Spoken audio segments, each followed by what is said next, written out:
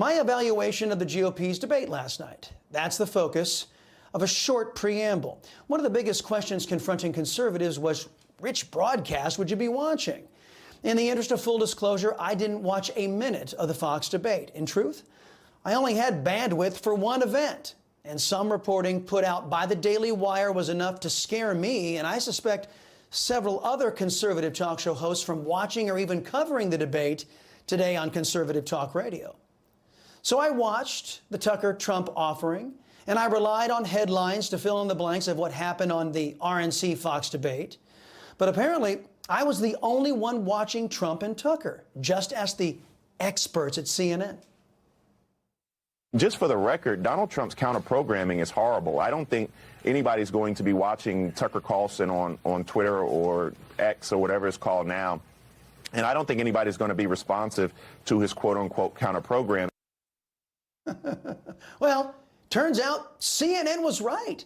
Nobody but your liberty-loving Latino watched Trump and Tucker. If your definition of nobody is over 227 million views as of 3 p.m. Eastern. The idea that nobody would be watching is just silly, but doesn't that perfectly describe CNN? Silly. I can tell you the TV ratings and views on X are calculated in different ways, but if the current trend holds, the Tucker and Trump teams will have a good case for saying the winner of the night was Tucker on X. But not everyone agrees. The anti-American left-wing extremists at Media Matters are leaping to the defense of Fox News, claiming it was they who won the night. Small observation here from your liberty-loving Latino. When a network wanders from their core audience and mission, it's amazing the strange bedfellows that creates. It's a matter of record that one of the last primary debates that featured President Trump was a massive success back in 2015. Record-setting 24 million people tuned in. That set, again, a record for a primary debate.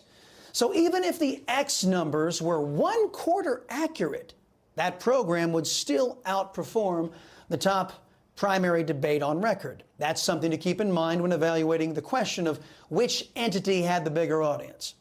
Now, going into last night, I had one standard. Who will keep the focus on the harm being done to our people by inhuman leftists in our own nation and abroad? Evaluating what made news in the Never Trump debate and having watched Tucker's interview with President Trump, I was left wanting. From the open borders to the degradation of our military to our loss of freedoms and economic prosperity to rampant crime, the American people are being harmed by an Obama regime under the cloak of a doddering and clumsy fool playing White House with Jill and his crackhead son. Our nation is in a state of constant humiliation every day by the bastardization of the rule of law, cocaine and other illicit drugs found in the White House, sweetheart plea deals for the well-connected while our people have the law weaponized against them.